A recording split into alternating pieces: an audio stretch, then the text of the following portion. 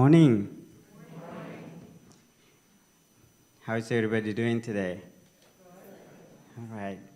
So, those who don't know me, I'm Monk San. I am actually one of the residence monks at the Blue Lotus. So I am just so grateful to be here.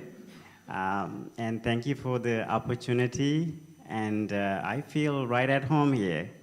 Right on this stage, right here, every Saturday, 10:30 to 11:30, I teach meditation. And so I feel so blessed that actually I found the Unitarian church when I first came to Venice area. So thank you, Janet, Kathy, the board, and everybody allowing me this, giving me this opportunity.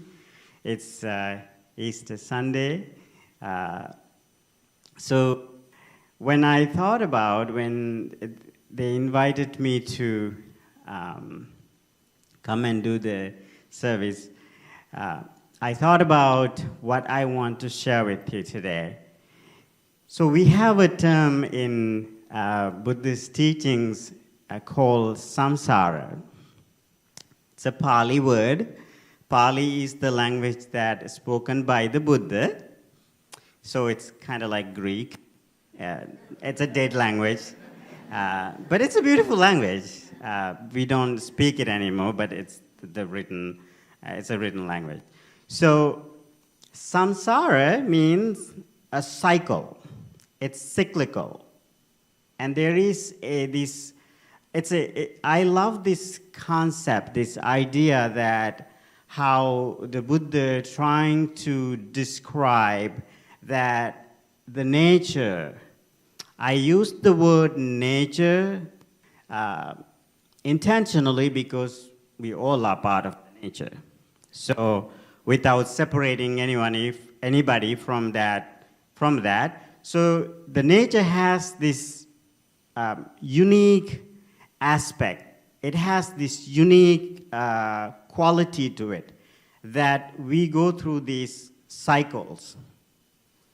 And so human life does as well, and every other life does, and trees does go through this cycle. And so I find that there is a similarity when we speak about Easter and the idea of Easter. It's Easter and the Buddhism Samsara. Why I find it's interesting for us to find similarities in these things, so we can connect each other. You know, there are so many people are looking for excuses to find that how different we are, and why don't we look for similarities, and we can appreciate how similar we are, right? And so if you go into DNA level and how we came from all the elements, atoms level, and we all came from same elements. And so there are so many things that we can appreciate. We can find things to appreciate because there are so much similarities. So I found the concept of samsara is somewhat convey a point when we try to celebrate Easter. So Jesus died, and then we are talking about coming back to life. Isn't that a cycle? Coming back to it, right? And so we use eggs, we use bunnies, and it's Easter time. I mean, it's the springtime. What's the spring? It just things come back to life. And so what happens in the wintertime? You would know if you come from up north, what happened in the wintertime? Everything dies. And in fact, I came to the United States in a March, and Bhante Sujata picked me up from the airport and he was driving through these roads, and I was like, why did I come here? There was no green, there was no leaves, and it was cold. Everything was gone. I thought this is a desert.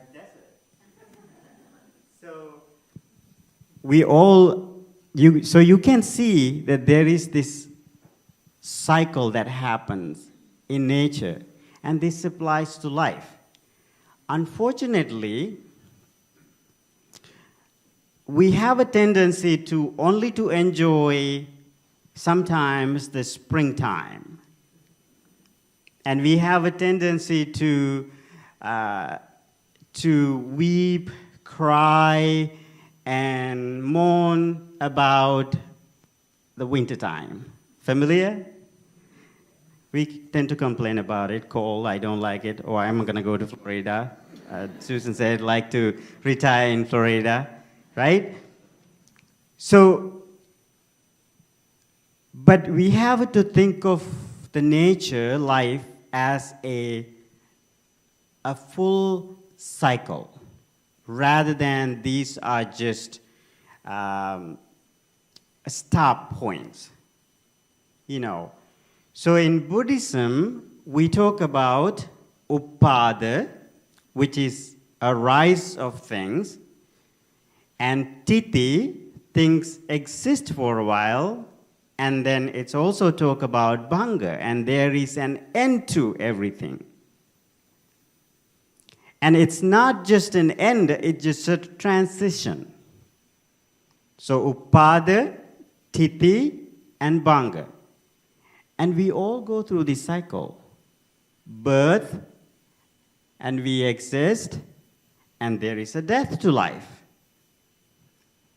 Right? And so we have a really hard time. We overjoy the birth. We celebrate it, and we celebrate birthdays. We get so excited, and we buy gifts, and it's a whole celebration. And while we are living too, when important things happen, when your grandchildren graduate from high school or from the college, and these things we celebrate. However, when that happens, that we just notice these things as an accomplishment. They are, really.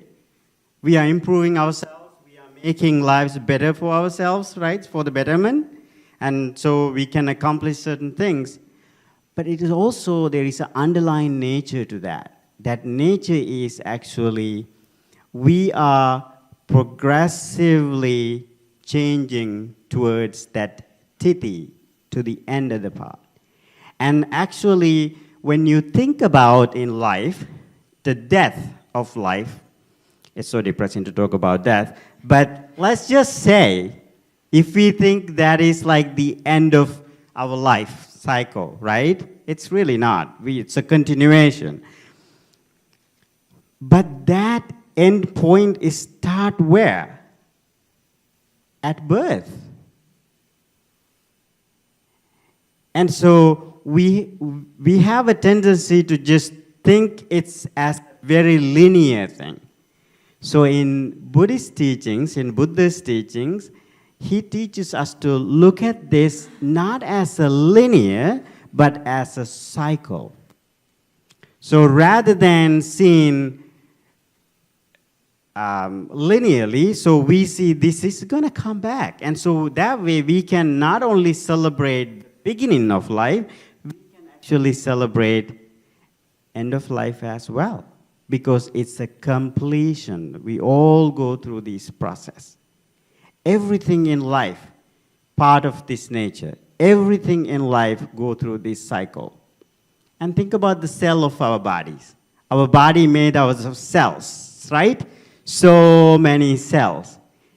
And every 7 to 10 years, every cell in our body go through the process to become a new cell. Do we see that? We don't. But that's the part of the nature. And so there is a start, and there is an existence, and there is an end. And then that cycle begins again. And look how our heart pumps. It's a cycle, right? And think about the negative feedback mechanism in the body. You know, when your body needs certain hormones, and when it reduces, certain hormones start to kick in. And so certain organs can function. And then when it's come to that level, it inhibits, and it starts the cycle again. So this cycle is something that exists in the nature. And this is not something that we can actually fight. What happens when we try to fight with a nature that we cannot find? That creates us what? A lot of suffering. Do you see why we suffer a lot? Because it is something that we create for ourselves. And if we can change the way we look at how the nature works, how the life works, and why things change. Changes are so hard for us. But if we have an open heart, open mind to kind of see that, it becomes so much easier for us to accept, acknowledge, and to work through these changes that we go through everyday life. And so it's really important that we take a time to think about when a person, a thing in life go through certain changes, to understand, to recognize that, you know, this is a change. And so it's a cycle. It comes back. And think about a tree. And when they talk about acorns, they talked about it, right? And so in order to get the seed, you need a tree. And that seed going to give you another tree. And so it's a continuation of a process. And how our generation to generations, our DNA is passed on. And it's a continuation of that process. So it's a cyclical thing that we go through. So this happens physiologically, psychologically, and this happens emotionally. Think about your anger. Think about your frustrations. And think about when you get really irritated of something. And if you have the awareness, when you get angry, when you have a strong emotions that you are dealing with, and if you recognize the moment that arises, and actually you can break that cycle. And if you don't break it, what happens? It leads to something else. Maybe that will end up with an argument, a fight, a breakup. Sounds familiar? I'm sure you're all married, right? This happens. I'm single. I don't know. This happens. I was told.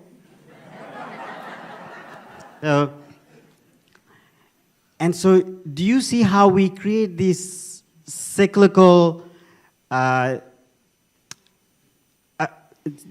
this cyclical effect in our life, how it works? And it could be physiological or psychological. This happens. I'm a psychiatric nurse, so something that probably you didn't know. This happens a lot on my unit. Why? Because they have not mastered to recognize how their emotions, their aggressions, their anxieties, their stresses get in the way. They really don't know. And when that happens, when somebody becomes so aggressive and angry, when he starts to stir the pot, what happens? Everybody else joins. And the whole unit goes haywire. It's really a dangerous thing to see. But if that one person has seen that I am not feeling good, I feel anxious, something is bothering me, and go and talk to a nurse or a therapist or somebody, reach out and trying to figure out a solution, that whole cycle can be stopped. So it's really an interesting concept, important thing to remember in your mind and to think about it a little bit more. You know, for example, maybe you are just driving on a highway, on a local road, somebody cuts in. This used to be me, not anymore. I'm getting older, and I'm doing better. I'm doing better. So what happens? And you start to honk, and you do whatever the thing behind you, right? Behind the wheel, and you get irritated, and you know, you ruin your journey wherever you're going. With that attitude, if you are going to the store and you are looking for something and you can't find it at the store, and now you are mad at the Publix. So that started on the road, and if you had a way to observe that, to monitor it, and we could have stopped it. But we just let it happen because this is how we have trained our minds. We have been training our mind to react to these things, to go through this whole cycle. So, I always tell people there are certain sufferings are optional. Do you see that we try to buy happiness, buying a car, having a bigger house, you know, and you get all that stuff. Do you still see that you are not happy? Because we have not changed ourselves, how we react to things, how we approach to things, and how we communicate. It really improves our lives. And so this whole thing in Buddhism described as Samsara. It's very cyclical. This also attached to karma. And so, if you believe in afterlife, this is coming back. It's a full cycle. And so there are certain evidence if you want to believe it. You know, people reborn. And so, in fact, I was reading a story. There was this man called James. He's probably like now in his 20s, Idaho. And all of a sudden, when he was 2 years old, he started to talk about plane crashes. And he was having terrible nightmares, and he started to talk about plane crashes. And when he was 2.5 years old, his dad it was a very strong Christian family, and they didn't want to believe it. But the nightmares got worse, and so they wanted to get a little bit help. And so they documented everything happened. And so some of the scientists got hold of this information. Actually, they follow up with the information that he shared. So it so happened, what he described exactly happened in the Second World War. And somebody named by James III had died from a plane crash. So if you want to believe it, you know, people do go through these cycles. And so there is a beginning to life, there is an existence, and there is an end, but that end is again come back to a cycle. It's a transition. So, Buddha noticed this, Siddhartha, and he said that Aneka jati sansarang. I have been through these cycles over and over and over again. Sandavisang anibisang gahakarakang gave santo. And he says, I was looking for whoever making this house, which he meant as the life. So it's an analogy. And I wanted to find out who is making the builder of this, my house, continue to build. Gahakara kangawe santo dukkha jati punapuna. So what happens when we build this life over and over and over again, when we go through this cycle over and over again, and if you are becoming a new man or a new woman every 10 years, that's a whole new birth again. And you don't really have to die and go in a casket, but we are dying right in this life, couple cycles, right? Punage hannakahasi sabbate pasuga bagga gahakutam visankitam visankara gatan chittang tanhanang kayamajika. And then he found what happens and who creates this continuation of process, and he realized actually it's my mental faculties. And he called this excessive want, craving, desire. This is what makes me continue to go on this. And so what was the solution? If wanting, craving is what makes us suffering, what would be the solution to sort of come out of this cyclical nature of life that we go through, whether it's physiological or psychological or emotional? What would be an answer? He said, actually, letting go of things. Is it easier to let go? No, because we have taught all our lives to hold on to things, right? We were told that the more we have, the happier we're going to be.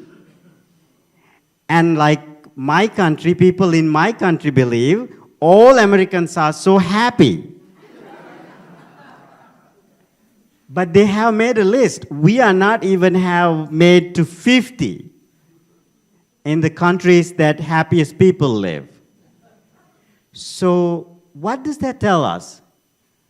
The materials, the comfort, the bigger houses, bigger cars, these things really doesn't buy us the happiness that we are looking for or the peace that we are looking for in life.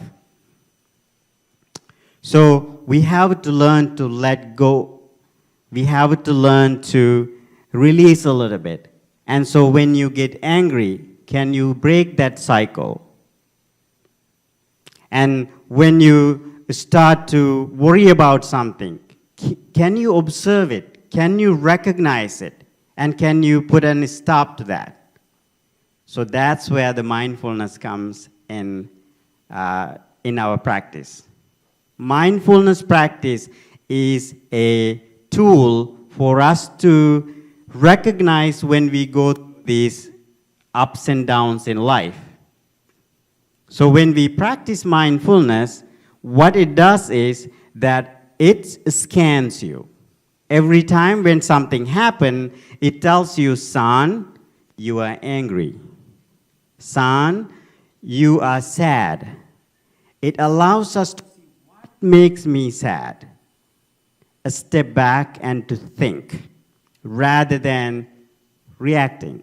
Because what happens when we react without thinking, that leads us to a lot of unnecessary suffering. It goes haywire.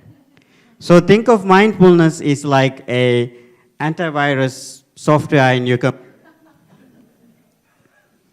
When you have a computer, you install an entire software. Now they have firewalls and all that stuff that comes with it.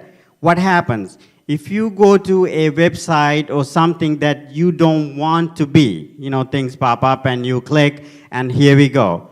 The computer gives you a warning. So mindfulness practice is like that. When unwanted emotion or a thought or some kind of a thing that pops, it gives you a warning. It makes you aware. You need to pay attention. You need to step back. And you need to scan yourself before you react. And so this is a skill. And so this practice is called, in Pali language, Buddhists describe that as kusala.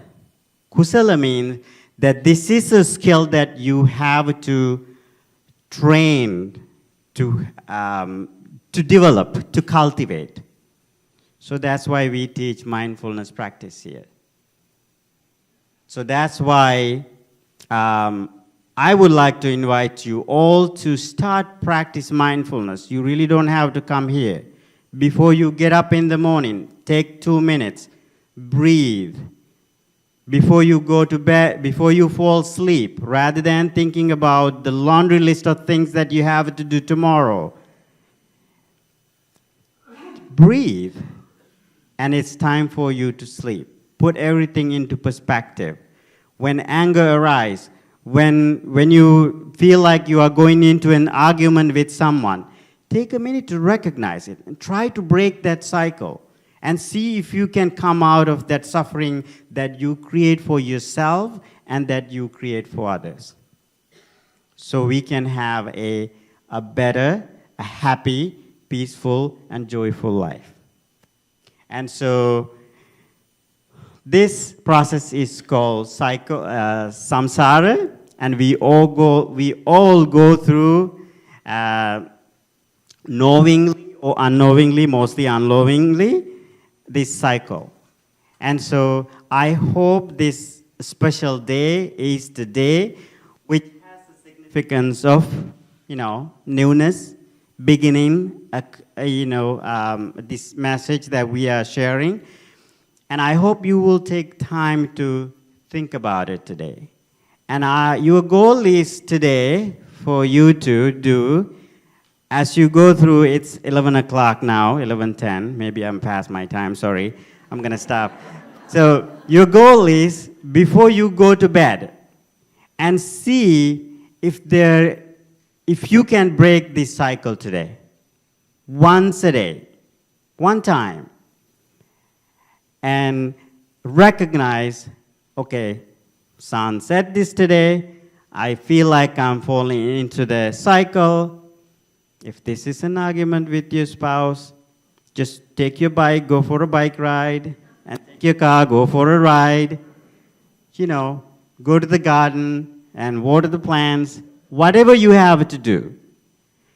And see if you can actually practically apply it. See if that actually improves your day. And do an experiment. And one day, just go with the fight and see where it leads you. And so, thank you for listening, and thank you for allowing me the time to share this message with you, but it's a very practical approach to life. And we all go through these cycles, and you are in the power, and you have the ability to break that cycle. So thank you for everybody. Thank you.